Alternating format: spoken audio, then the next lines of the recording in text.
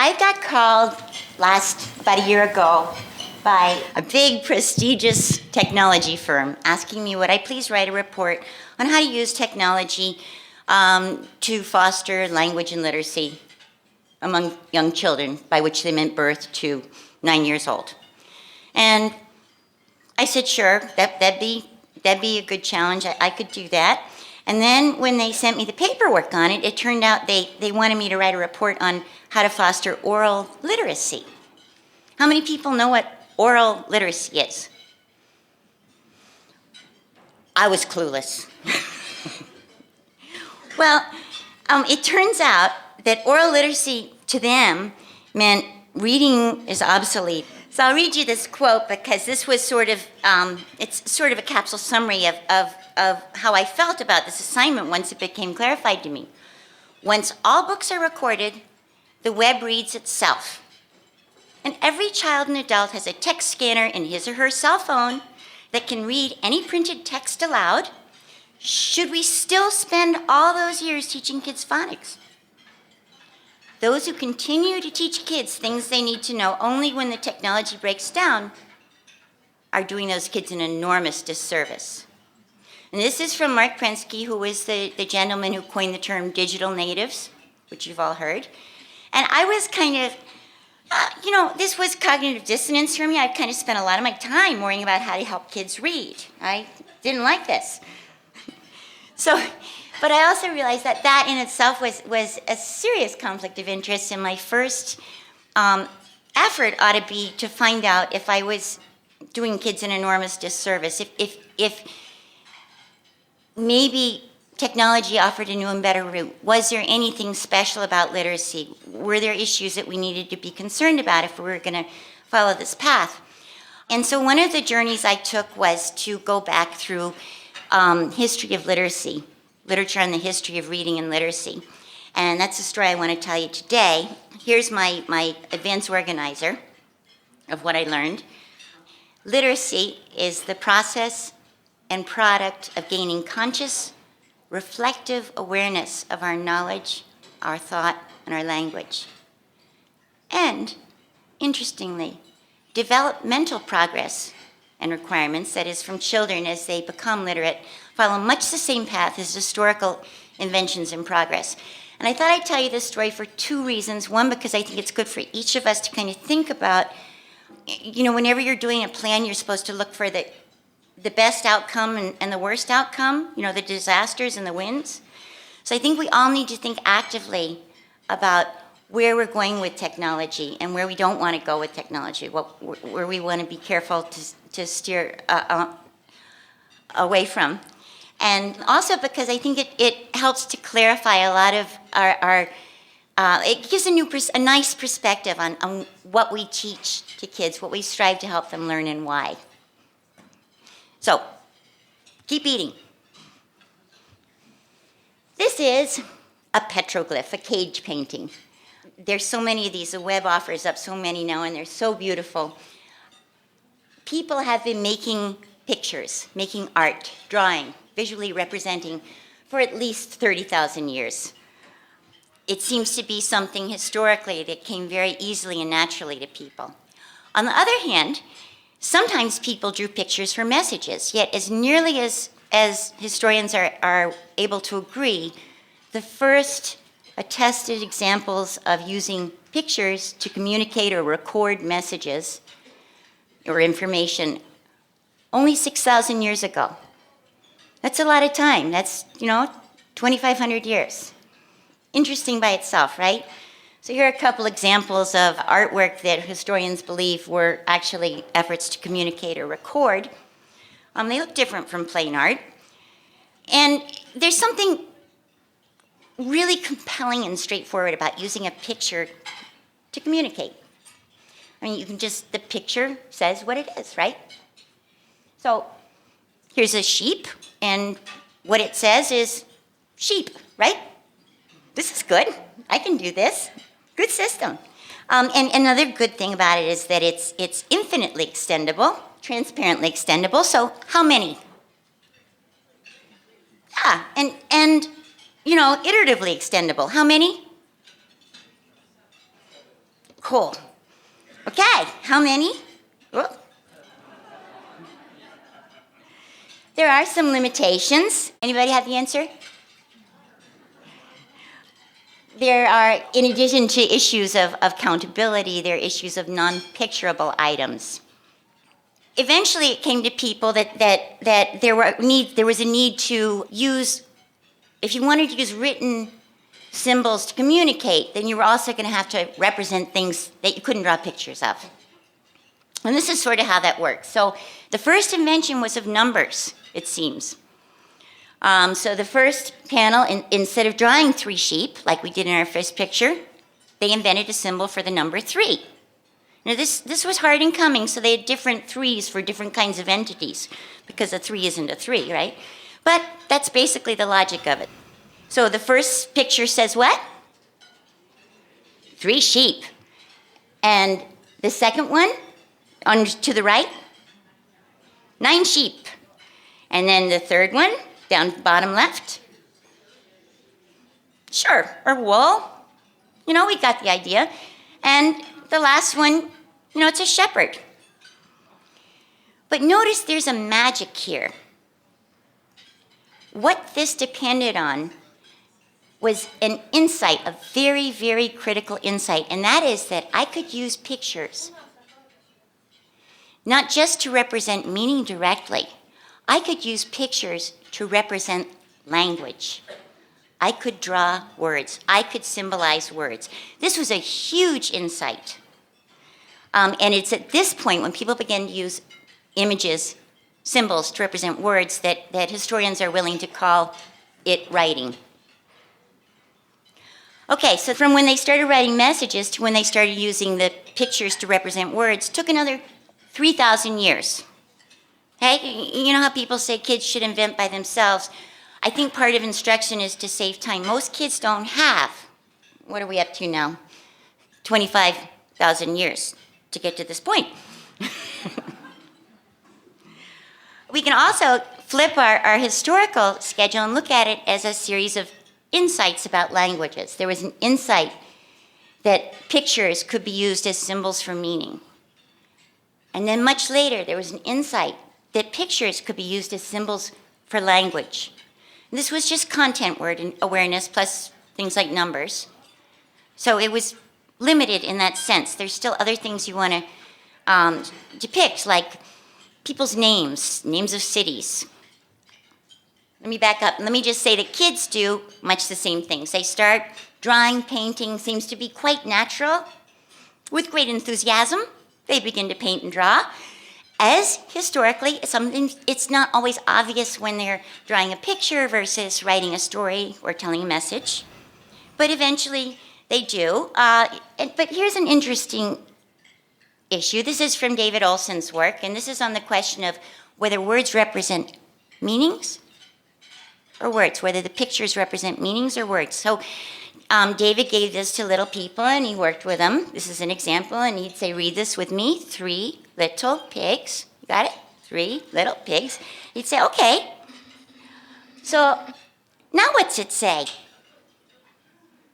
What's it say? 2 little pigs.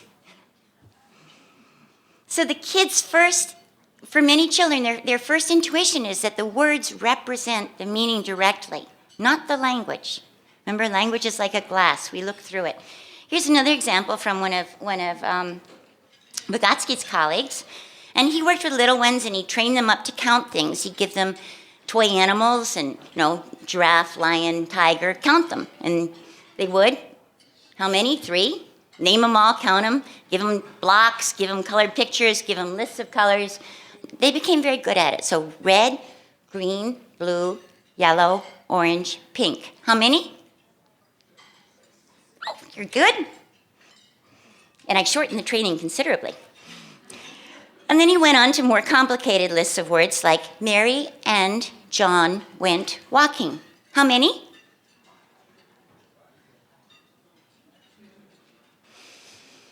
Mary went walking and John went walking. Once you understand language, it's turned into meaning, right? It's not the words anymore. That's the art of understanding. Our meaning is packed away so we can focus on understanding. So, like people historically, children developmentally have to learn a new way. They have to learn a new way of thinking about language. It creates an insight, an awareness of language. I can look at language as an object of thought now. So once the kids, or people historically, began to use symbols for words, they ran into this problem of representing words like dust in Houston, and they started using sound-alikes to represent things like they tagged together the sun and an iceberg to write the word sunberg. And that came pretty quickly after they'd gotten the idea of words, only 200 years. That's impressive. And similarly, we see with kids that rhyme and syllable awareness come pretty quickly in preschool after you start playing with words and language. You can start playing with last word poems and counting syllables and clapping my name and stuff like that, once you get them to turn their attention to language. From there, it took a lot longer for them to begin to pay attention to finer and finer distinctions in that language, not just rhymes, not just syllables, but phonemes, the sounds, smaller and smaller segments. And this was valuable both because they were transporting these symbols across languages, where different languages have different syllables, but they tend to have the same motility of the mouth. So they have buh, but they don't necessarily have yo, you know? But it was also important because the smaller the unit, the fewer the symbols you needed to represent it. Right? In English, there are probably 9,000 syllables. We would not like to teach our kindergartners 9,000 letters. That would not be fun. So they started, of course, with consonants only. And I think I love this picture. Do you see a kind of a similarity between the Phoenician writing on the left and the preschool writing? I think it's wonderful. This child has written, "My dad helped me with my tricycle. He pushed me. He let me do it by myself. I did it." So the greater accessibility of consonants over vowels, this is for the preschool teachers and teachers in the crowd, is to be expected because consonants are things we do. Ba, t, k. We have to aim and do them, whereas vowels are really only the shape of our mouths as we do them. So it took longer for people to appreciate vowels, and it also required a language in which the vowels were necessary. That turned out to be Greek, who borrowed the Phoenician alphabet, needed the vowels because they had pairs like bag and bug and big, where the vowel mattered. It made the word mean something differently.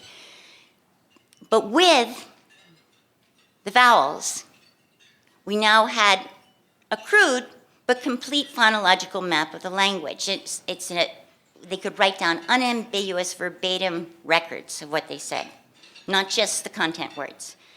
And so Deringer wrote, "The creation of the alphabet was a revolutionary writing, a script in which we can perhaps term democratic, or rather a people's script, as against the theocratic script. Just 26 symbols. Anybody can learn 26 symbols. Then you can all read and write, right? Simple as that." So here we go. Here's the Phoenician letters, just so you can see it hasn't changed much. And then the Greek and Roman alphabet. The symbols are essentially the same in all three, and the sounds have essentially been the same since the Greek and Roman alphabet. There have been a few changes, but not much. So this is like, 2,000-3,000 years ago. Pretty stable, right? And in ancient Rome was very strong on schooling. They had many schools that were open to everyone. Democratically, not everyone went, but many people went. In school, the children had 3 years of this free schooling. It wasn't free, but it was open. And they were taught the letters, they were taught phonemic awareness, and they were taught decoding and writing. Sounds like reading first, doesn't it? By grade 3. Nevertheless, reading in ancient Rome was broadly appreciated as very difficult. And even given those schooling, very few in ancient Rome or Greece could read more than isolated lists or words. Fewer than 10% is estimated to be the literacy rate of people who could read any more than that. So the question is, why not? Isn't this a people's script? I mean, come on, 26 letters. Right? So, let's ask why not, and let's start with the letters, these 26 letters. So these are some data that I got from my friends in California with whom I worked. They're from 5,000 children. The kids on the left are kids who were in high poverty schools where more than half were on free lunch, and the kids on the right are from kids who were in less high poverty schools where fewer than half were free lunch. And when you measure alphabet knowledge over a big sample of entering kindergartners, it usually looks like a U-shaped curve because they're kids who know most of them, kids who know hardly any of them, and the rest of them are sort of moving targets. They're learning. What you see here is that the difference is that the poor kids knew, most of the poor kids knew essentially none, and the kids who came from wealthier families, more of them knew essentially all. Okay, but the teachers, I have these data because the teachers were assessing the children on their alphabetics periodically throughout kindergarten. So this was the beginning of the year test, and with this knowledge, the teachers worked very hard to help the kids learn their ABCs, because we said this is really, first grade teacher loves it when they know their letters. And look how well they did. This is the end of the year. I mean, this is fabulous. And those of you who may have seen the Wagner article in RRQ, shame on us, we can do this, we can teach them the letters. However, here are the kids, same sample, end of first grade. This is a measure of decoding, of sounding out words. On the x-axis, across the bottom, are how well they did on their measure of phonemic awareness when they entered kindergarten. And as you see, all the lines slant up. Kids who were better at the phonemic awareness were slightly better at decoding at the end of first grade, 2 school years later. On the y-axis, the colored lines are how well they knew their letters at the beginning of kindergarten. Okay, they all knew their letters at the end of kindergarten. But how well they knew their letters at the beginning of kindergarten, huge difference in how much they got out of their reading lessons during first grade. Learning letters is hard, and it's not just learning to recognize them for the test now, it's learning to keep them. And it's not just learning to keep them, it's learning what they're for, learning that they're about language, that they represent these speech sounds. And of course, that's the phonemic awareness story. And as we all know, phonemic awareness, the awareness of phonemes, is hugely important. This is a graph that my friend Joe Torgerson has shared with me. And what you see is the blue lines are kids who are above average on beginning of first grade phonemic awareness test. The red lines are the kids who are below. And you see that in the beginning of first grade, they're all comparable. You couldn't tell them apart as a group, right? But as you go across the years, the kids with phonemic awareness who were above average on phonemic awareness beginning of first grade grow, and they grow in pace with their school years. The kids who didn't get it are stuck. The left shows they get stuck in their word recognition. The right shows that they're just as stuck with comprehension. So why is this? What's going on here? Phonemic awareness is the insight. It's the insight, again, back to the historical thing. It's the insight that every spoken word can be thought of as a sequence of these little sounds you make with your mouth. So it's an insight, and it's very important because without that insight, writing in an alphabetic system can't make any sense. And the key to the insight is this thing called phoneme identity. And phoneme identity is just this basic thing that this letter, this M says and oh, hey, that's the same sound as the beginning of mommy and man and moo and make and mop. Oh, and once you have that, then your brain is set up to start building bridges from that letter M, to all of those words. And eventually to him and Sam and words where it's not so obvious, where it's not lying at the beginning. So here we have Brain 101, always a good topic for lunch, right? In the brain, the left and right hemisphere are more or less alike, except for that in the left hemisphere, from birth, human beings already have this part that's set aside for language. It's our bird song, right? We're already wired that way. And what happens when you're learning letters, this is pretty magic. What you see here is a schematic. people in a brain scanner were shown faces or they were shown letters. And now all visual stimuli go through the eyes and they go to the back of the brain. Brain does not care what they are. It says, it's like a camera. Here's what I see. Then within milliseconds, it sends it off to the sides of the brain where you figure out what it is, right?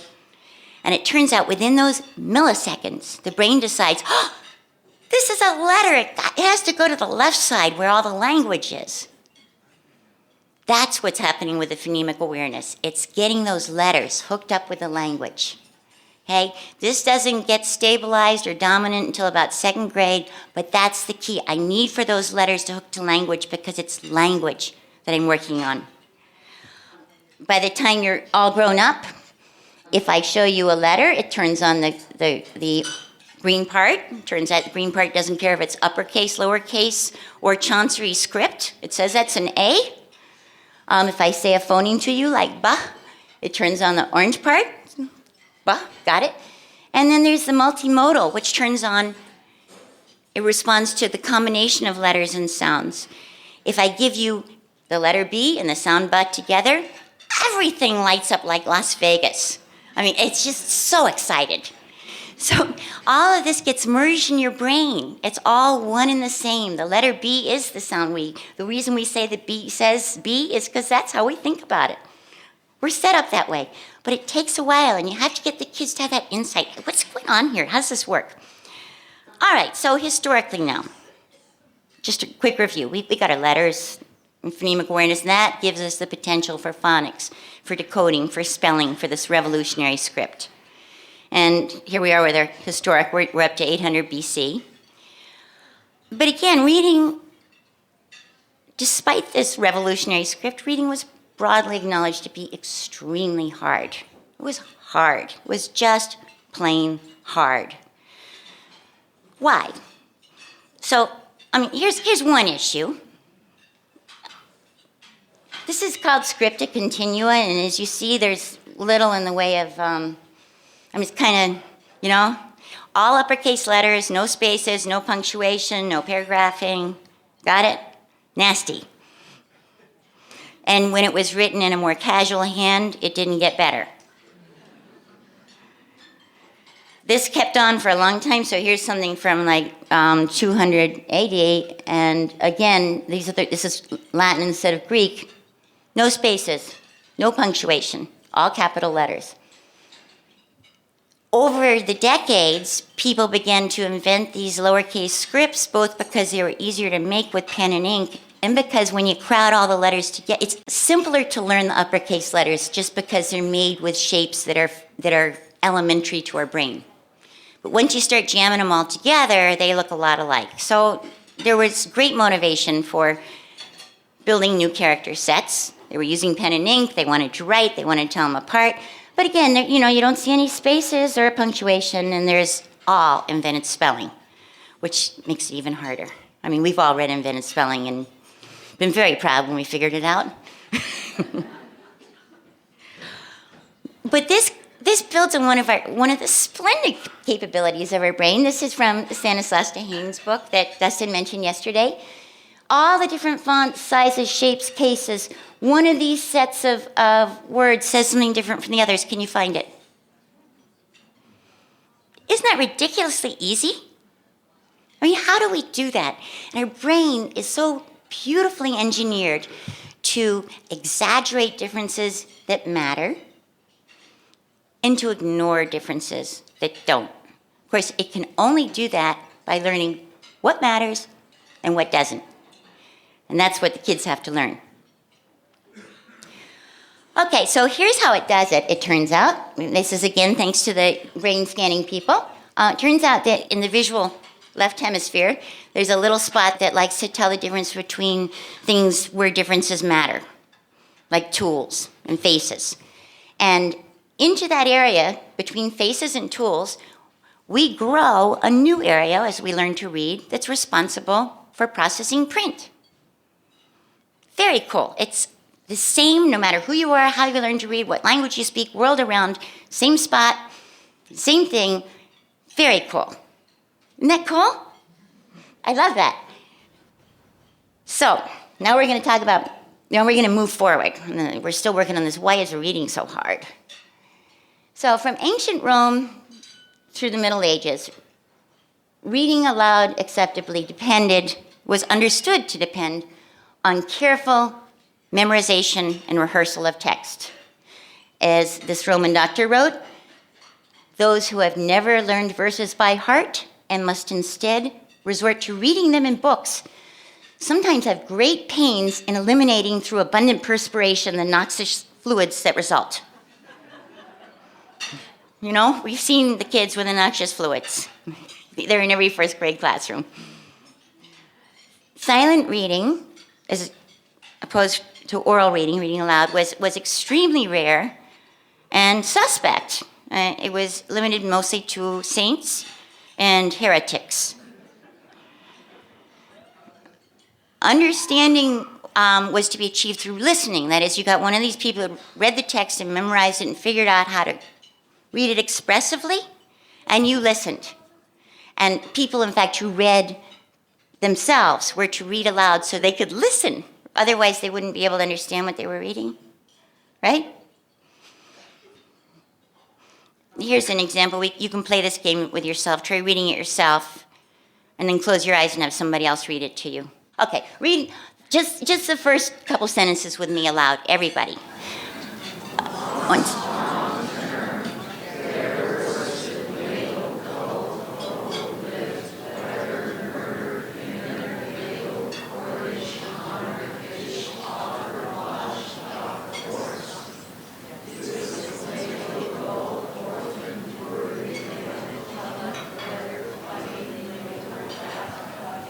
Okay, that's enough. You know what? Who wants to give me a paraphrase? Okay, now close your eyes. Once upon term, there was a little girl who lived with her mother in her little cottage on her edge of her large, dark forest. This little girl often wore a little cluck with her putty little rat hut, and for this reason, Pimple called her Little Red Rotten Hut. Remember, everything was inventive spelling. You had to work really hard to figure this stuff out. So, for those of you who teach this is a reminder of why we like to read those stories aloud and go through them and visit vocabulary and language and events before we ask children for whom the language is difficult to read them with us, right? We don't want Little Red Rotten Hut. Even if they sound okay. And you guys didn't, by the way. Okay, Middle Ages, 5th through 14th century. People generally didn't write, as distinct from copying, which was a profession. Reading was broadly appreciated as very difficult. In fact, those who could read were exempted from secular authority. You could murder people, kill people, take their stuff, whatever, if you could show that you could read because they were necessarily gifted. And the judges couldn't read, so there was only one paragraph, apparently, that served in England as this measure. There was some cheating going on. Okay, and this scripted continua with no spaces, no punctuation continued throughout the Middle Ages. And this actually worked pretty much because, for a number of reasons. One was that Latin was the official language of text throughout Europe. Latin really didn't need spaces since the beginnings and endings of words and syllables and phrases and sentences were marked by inflections, by little word parts that said what their jobs were. It's a different language. And another was that there weren't very many things to read anyway, and you had to rehearse them and learn them out loud, and so they were familiar, so who cares? And also, it's not writers who need the spaces. It's readers, right? Very important. It's readers. So, I said most of Europe, there was a little exception. There was England. England had a problem. The English language, Latin is a nice language that's basically consonant vowel or maybe consonant vowel consonant, very nicely behaved. England, on the other hand, can have consonant vowel consonant, Vowel, consonant, consonant, consonant, consonant, vowel, consonant, consonant. So it's really kind of hard to see where the syllables begin and end. You know, you could work a long time with your noxious fluids to get this right. Second problem is that England is stress-timed, what they call stress times, which essentially means word-timed. In Latin, in Latinate language, it's syllable times. You know, je pleure dans mon cœur. But in English, it's the words. So you really have to know where the words begin and end in order to read it in a way that you can hear the syntax, you can hear the relations in the sentences, you can hear what's important when the sentence begins and ends. So they needed to know where those words were. And third, English doesn't have all those little things that mark whether something's an agent or a patient. It uses word order. So, you know, John kissed Mary is different from Mary kissed John. You know, John, you know, it's word order. It matters. And finally, Latin was not the home language of people in England. It was in other countries, or at least they're a very close second language. But in England, they spoke various kinds of English. And it was foreign to most Englishmen. So none of this mattered much because English was not a written language, really. So it didn't really matter that it didn't work for English. Latin was the language that everybody used for text, except for French was used for romance novels and poetry. Rich people read French. They bought French books.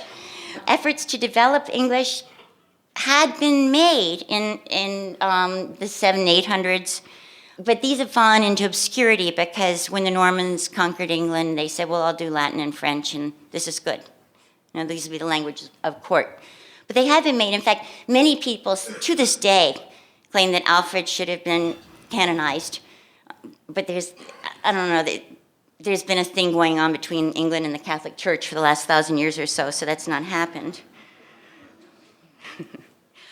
So around the 10th century, the Crusaders, remember learning about those guys in schools? They started bringing back philosophical and scientific texts that had been written by the ancients, by the classicists, because they were conquering the Arab worlds who had preserved these texts. Okay? People were very interested. This was very good. Suddenly there was a huge demand for these new texts. People wanted to read them. But there was a shortage of highly qualified scribes. So, an Englishman, I mean, they'd still been writing English in private in the little abbeys in England, but it's just nobody read it. But so this nice Englishman, smart guy, was invited over to France to help them ramp up their production on copying these wonderful scientific and historical texts. And because of the shortage, they had to go out and hire people who could copy the letters, who had a nice hand, but they couldn't read, they couldn't write, they were clueless, right?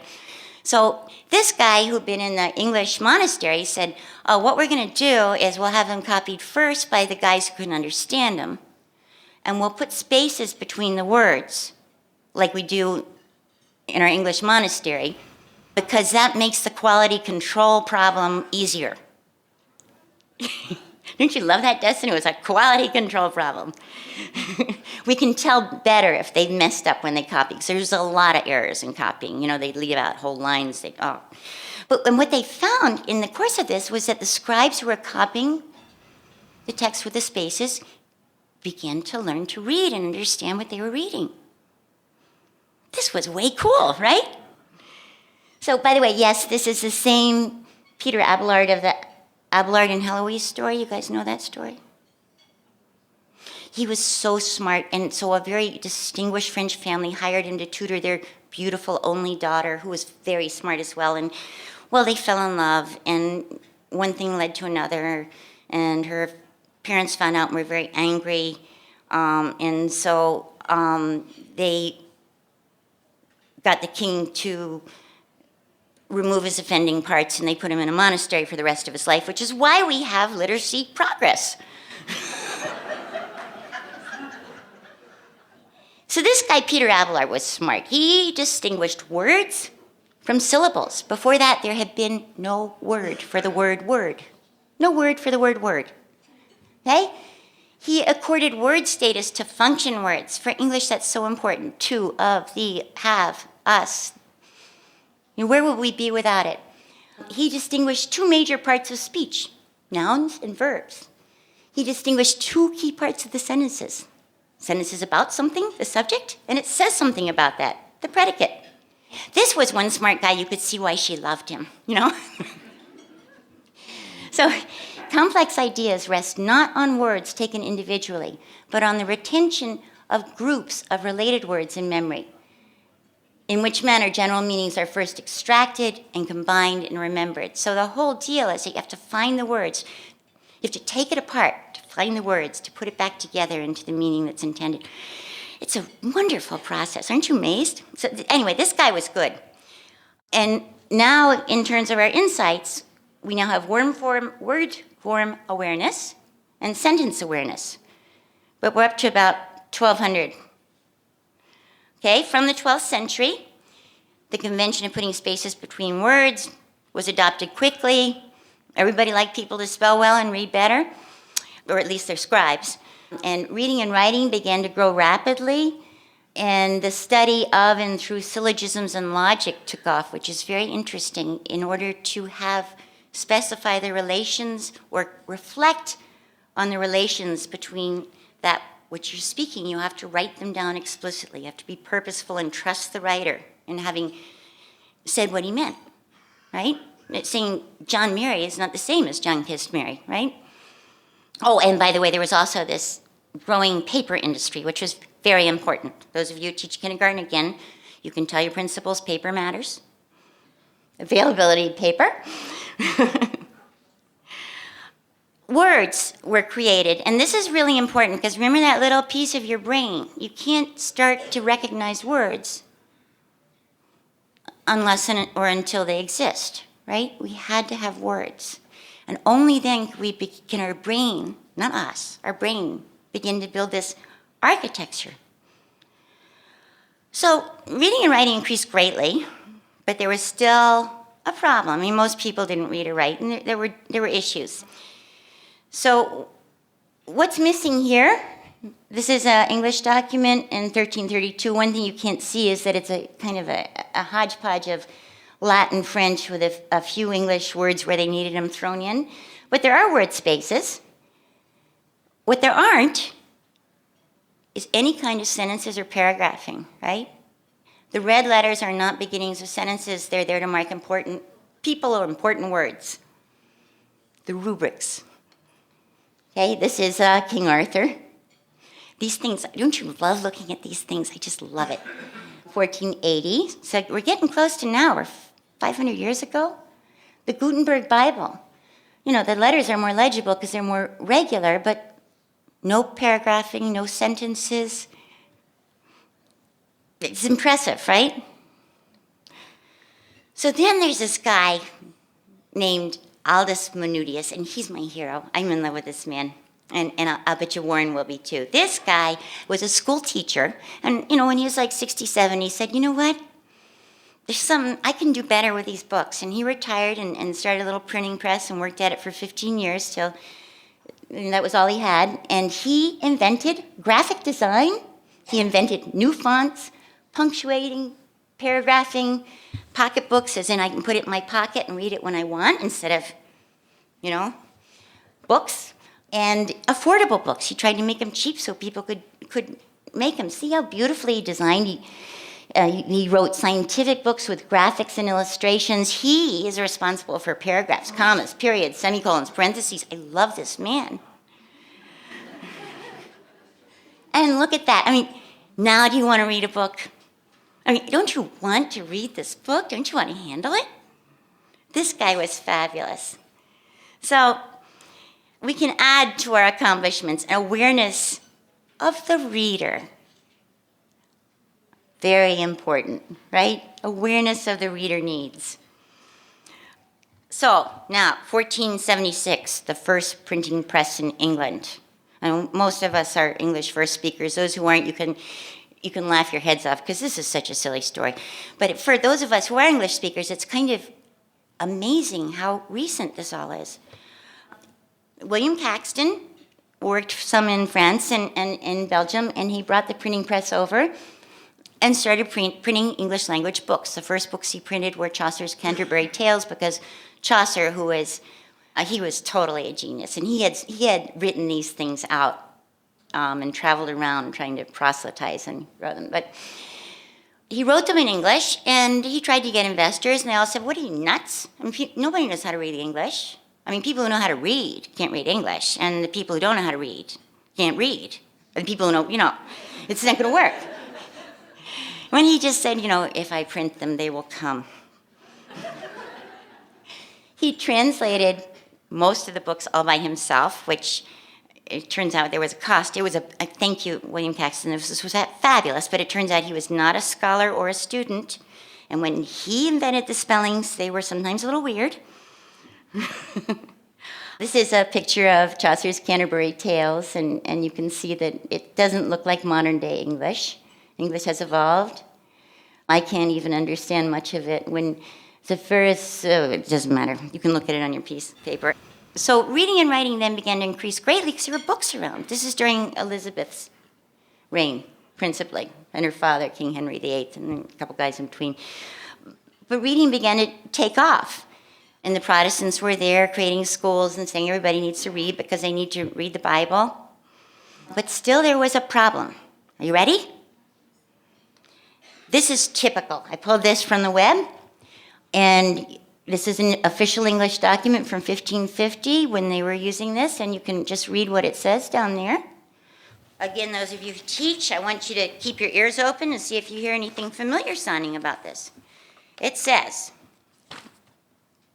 "The 18th day of October was buried Judge Hind in St. Dunstan's Parish in the West with a standard, coat, helmet, sword, and pennon, target, and a herald, and judges, 2 and 2 together, and then sergeant of the coif 2 and 2 together, and the clerk singing, and my Lady Hind did make another standard, and a coat of arms, and a pennon, and a helmet, and target, and sword to be had at the month's mind, and the country before him, and a great deal of money, and of meat, and drink, and gowns to the poor, after there was much ado there for him." Sound a little familiar? So there's sort of 2 issues here. One of the issues is spelling. I mean, Hind is spelled differently every time it shows up in this thing. And the other issue is the grammar. So let's do the spelling first. They're a nice school teacher. This was a great guy. He believed in teaching girls to read. He decided, let's just make a list of how to spell words, and we'll create this book and give it to people, and this will help. And he had to concede by writing braces that some of them, he couldn't decide between them. And you'll see lots of, so he in writing the list, though, and not only is he helping people, but he's contributing to the codification, the freezing of the English language and its spelling.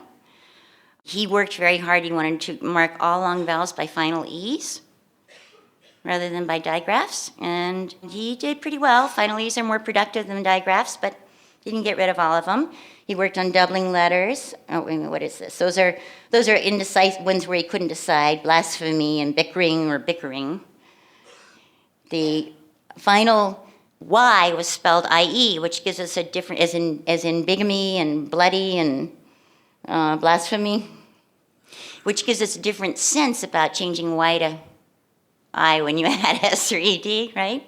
We really changed the IE to a Y when there was none. And he was big into doubling when you add an affix, you could tell. So we have, for example, blackish and blockish, and we also have binding, BINDDING. So English spelling was evolving, but it was becoming invariant. Even if it's bad, invariant is good, because once a word has a portrait, a spelling, an invariant spelling, then people can begin to learn to recognize words as wholes. They can begin to gain advantages, like if I can read day and way, if I can read hat and cat, then I can read fat and bat, right? And there follows, only because of that do we gain automaticity of word recognition and spelling. So this is sort of how this works in a graphic. You take a word like tick, once you have an invariant spelling, and you learn it. Everything you see, everything you pay attention to in your life leaves a trace. Those things that you see more than once leave stronger traces. Those things that have similar parts, their parts leave stronger traces. So you learn to read the word tick.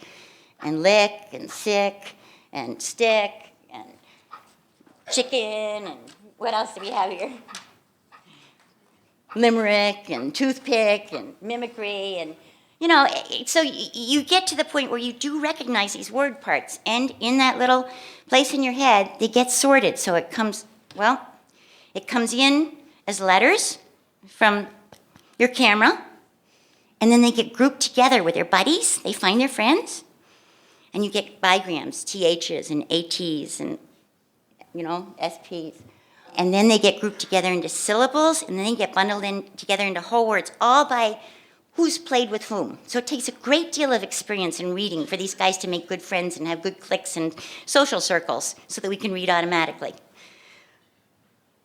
And as Mulcaster pointed out, we also needed definitions. The first English dictionary was not till 1600. The guy worked hard. For example, chaos, they're kind of different from our definitions. Chaos is a confused heap of mingle-mangle. 2,500 words, but it was important. It needed to be there. So now spelling invariants gave us visual word recognition, the possibility of automatic visual word recognition. It also began to lock down the language. That is, spelling keeps our pronunciations from wandering, and it also keeps a core meaning there. Because once the pronunciations wander, the words split into different meanings and usages in different corners. So now we actually have a lexicon that we're working with and building. Samuel Johnson, of course, he wrote the most famous dictionary to fix the language, 43,000 words. And in his dictionary, he had syllabification, he marked stress, he marked part of speech, he numbered sentences, so where words had more than one meaning, he put them all down and numbered them. Very cool. He traced back where they were from other languages, if they'd come from Danish or French or Latin or Greek. And he provided a literary quote for the usage of each one, illustrating its usage in prior language. He worked very hard. The French Academy took 40 years and 50 people to do this work. He took 6 years and had a staff of 6. I guess this was one of the days when I'm sure he thought this was going to be the best job in the world, but he wrote this one of the days when maybe it wasn't. Lexicographer, just got stuck in the dictionary. A writer of dictionaries, a harmless drudge that busies himself in tracing the original and detailing the signification of words. Not your best work day, right?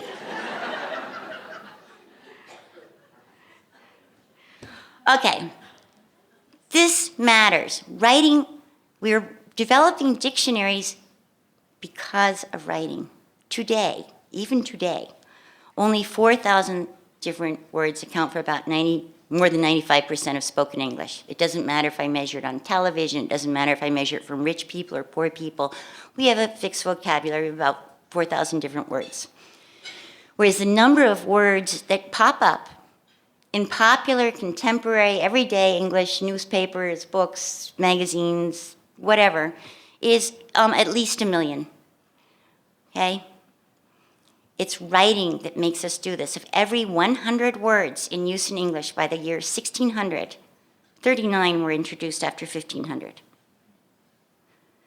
1/3 of all the current words with Latin roots today were first used during that century. Writing, because I'm not there to say, you know what I mean? Writing makes us be precise. I have to tell you well enough that you can imagine it and I can trust you because I need to write the next sentence, right? I need those words. I need semantic precision. Conversational levels of vocabulary limit readers to a reading level equivalent to grade 4 or below. Okay, so grammar, that was our other problem. Grammar, nobody likes grammar. To this day, nobody likes grammar. I think it's just hard to get. The first beautiful fabulous obra on grammar was actually written by an American. So there was actually this thing going on. In the 1600s in England, they built all kinds of schools and taught all kinds of kids to read. They brought poor kids in. They were really into reading because of this Protestant Reformation. And then wonderful stories and then a little bit of trickery and deceit. But anyway, Oxford, Cambridge group settled this little place in Boston, and they set up schools all over the place in Boston, all run by Cambridge scholars, pardon me. Cambridge scholars, and reading was really hot. Education was really hot in America. It was really hot.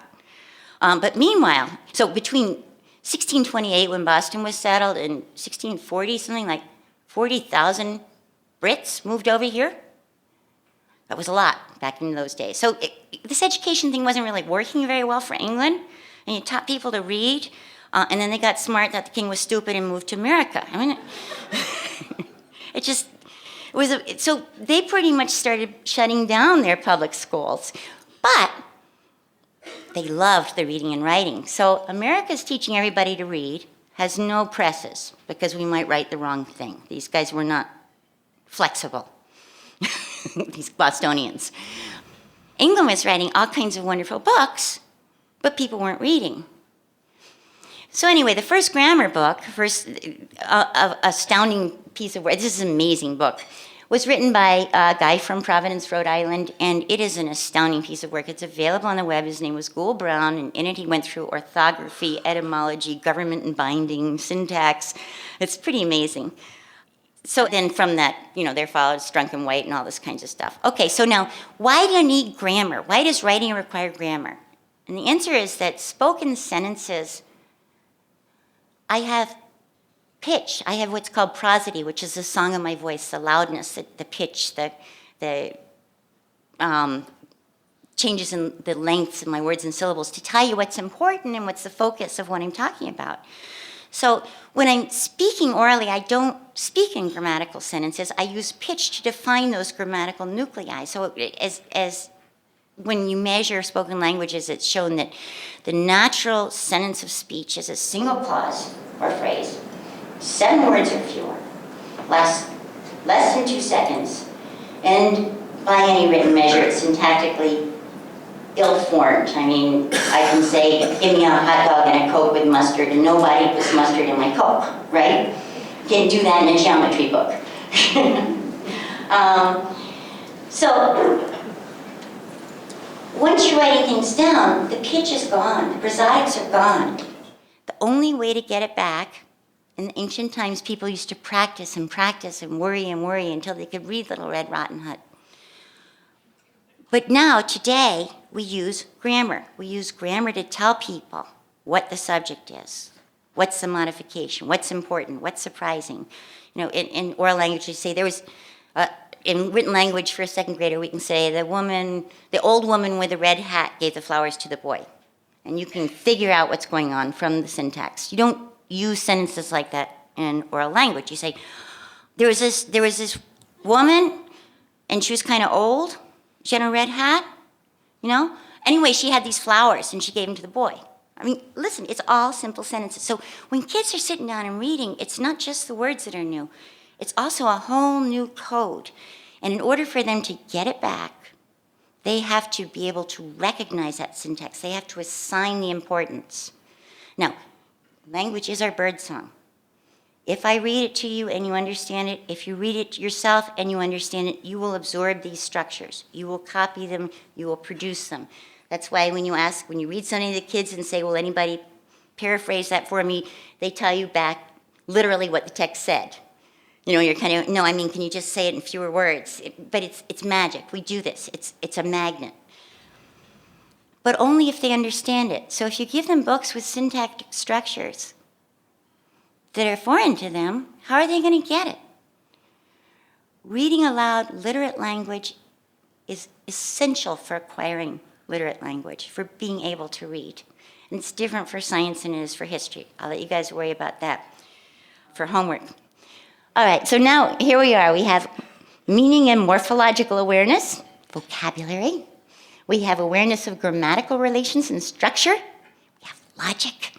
This is so good. I mean, our brains are just changing. In the 19th century, there were more dictionaries. There was the wonderful Oxford English Dictionary. There was a keener, with each word written and each definition tackled, there was a keener awareness of the language, of the distinctions and the importance of the distinctions between words. There was more writing. It was the Age of Enlightenment. We were writing about science, and it was terribly important, they realized, to be able to distinguish as a reader when the writer was reporting facts and when he was telling you what he thought about them. So into the language there crept these words that are called speech act words. I believe, I suppose, I conjectured, I doubted. All these words started coming in because there was a need in these books to distinguish for the reader. What are the facts and what do I believe they mean? Because it's everyone's right to decide what it means, right? That's what learning's about. Textbooks. This guy Ramis decided, okay, so this is really important. We're going to write textbooks for kids. We're not going to say anything about what anything means, just the facts. Just the facts, man. And that's to this day why textbooks are so boring. It was a good intention, and you can see why they did it. Okay, a lot more reading, more knowledge and progress. Silent reading began to be the mode because people were reading more and more and more. With the Industrial Revolution, we figured how to make paper from trees. We had lots of paper, and we figured out how to, instead of smacking the paper down and peeling it off, we figured out how to, roll it off so we could make copies fast and cheap. Wait a minute, what's this silent reading thing? Really important. Okay, silent reading. Silent reading is not, unlike anything else we've talked about, it's not the product of any new insight or any new invention. Whether historically or developmentally, silent reading arises only as a result of lots of reading with understanding, as this whole system gets tied together from everything being visited, revisited, interconnected, intertwined. Silent reading with comprehension depends on fluent understanding of the words, of the language, of the information, and of the modes of thought and text, at least enough to get it to run together so you can worry about the parts that aren't fitting. It's not silent reading per se that's valuable. It's the fluent understanding that underlies it. So this is a picture of how we, as far as we've gotten on picking apart the brain and showing how it all fits together. And see the little blue thing where the letters come in? Or where the picture comes in, and then it goes to the red region, which is our little word box. And it fans out, and it goes to speech and language and interpretation and all these things. Anything that goes anywhere in the brain goes in both directions. So remember how I said the phonemes turn on the letters and the letters turn on the phonemes? The meanings of the words. The words turn on their meanings, and the meanings turn on other words. So you get this huge, it's the Las Vegas night show when things are shaking hands. It all just goes off. Reading begins to read itself once you have the pieces in place. This is a picture of a nerve that runs down underneath it that grows just apparently enormously as you begin to read, that interconnects all these things to send all this information back and forth. The issue is that because of this interconnectivity, everything we read changes our brains, our minds. It changes the words we know, the thoughts we think we have thought, the sentences, the grammar, the stories, the information. Everything we read becomes interconnected with our memories diffusely. That's why literacy is such a good gateway to learning, because it can be specific about the information, and because the way we do it is by using this wonderful apparatus that we were given for seeing, smelling, hearing, talking, thinking, to interpret it all. But it's the specificity of print. So what you find is that reading begins visually with the letters, and then it quickly becomes one with language, oral language, spoken language, speaking language. Oral language begins phonologically with speech sounds, and quickly becomes one with the mind, with what you know visually. When I say cat, it turns on a little part of your mind that pictures cats. When I say apple, it turns on a little part of your mind that goes for chewing. It's amazing. So literacy depends on reading skill, writing skill, language skill, thinking skill, knowledge and experience, and it also builds all those things. So here we are. We have now, by the end of the 19th century, in addition to grammar, we're adding self-awareness and other awareness. That's our speech words, where we want to distinguish fact from opinion. I want to make sure you understand what I mean for you to mean. You can think what you think. Here's what I saw. Here's what I'm saying, right? It's important for you to get those. And we have knowledge awareness, where that's not simply knowledge, awareness of our own knowledge, but it's also that awareness that enables us to write. It's an awareness of other people's knowledge that allows us to try to write something so that you can understand what I'm saying, even though you didn't take Psych 203. You know, it's very challenging, but it took us a long time to figure out that was what it was about. I don't tell my story, I tell my story to you. So again, literacy is the process and the product of gaining conscious, reflective awareness of our knowledge, of our thought, and of our language. And that's the story through the 19th century. In the 20th century, we as we got comfortable with this, we had, I think, a little risk point. There was universal schooling. We worked very hard to put that in place. We began to see literacy as a fundamental human right. And at the same time, at various times and places, we said, okay, there shouldn't be any letter instruction. That's, rote memorization, no phonics, no spelling. Kids should read silently, not orally.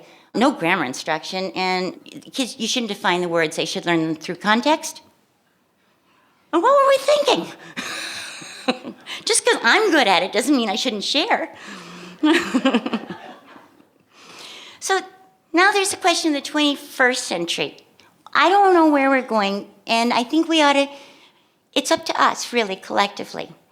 What do we lose if we lose reading? Gone is decoding and sounding things out. Gone would be automatic word recognition and fluent silent reading. You wouldn't need them, right? That's okay. And that's where the noxious fluids look like they come from, right? I mean, this is hard, getting over the hump so that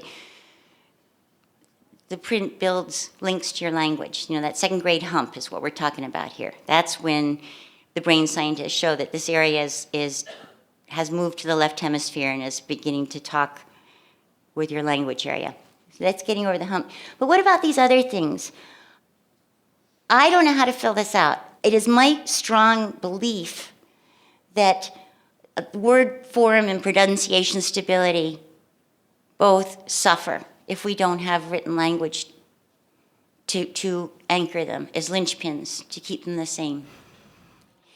It's also my strong belief that vocabulary and with it, precise, efficient semantics distinctions go away if we're not trying to communicate in written language, to communicate to someone who's not there, who we can't look at, who's not sharing a context. You lose those words and the distinctions that they carry. As for the other things, I don't know.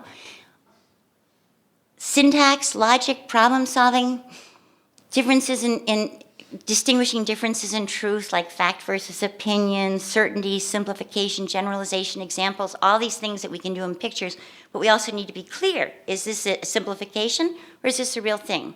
Is this a model, or is this a real thing? Is this what you think, or is there some reason I should believe this is true? Or is this what somebody else thinks, right? Those things we need a grammar to distinguish them as we begin to move into our multimedia world. We want our learners from the multimedia to be able to distinguish them so they can think about the differences and learn. I mean, you learn from the things that don't fit, right? And then knowledge growth within your own mind. That is, words have this secret power that every time I say the word penicillin in every different context, it's going to overlap. And so I begin to learn about penicillin. If I'm not using words, if I'm using pictures, what kind of mechanism do I have to learn about penicillin or medieval Europe or dinosaurs? I don't know. Oh, and sharing between is writing. And that's really important. I put question marks on these because I think that our multimedia world, the technology that we're offering children has enormous potential that we don't understand yet for creating more powerful means of developing reasoning, problem-solving, knowledge, helping kids understand, see, think about things that they never have been able to do with books. I mean, it's sort of like, the ancient Greeks never imagined what a treasure chest we were opening as we wrote stuff down on paper. They never imagined what it would do to our language, our science, our minds. We can't imagine what this is doing. But I think for the time being, we want to take very good care of language. It is those who are facile with literacy who will be designing our multimedia technologies. We want every child to participate. We don't want to lock them out. We also want them to make things, we don't want to get smaller. We want it to get bigger, right? So that's it. And there are 2 stories. I hope that I helped with the development, and I hope I gave you something to struggle with about the history. And I thank you for your attention during lunch, and I'm done.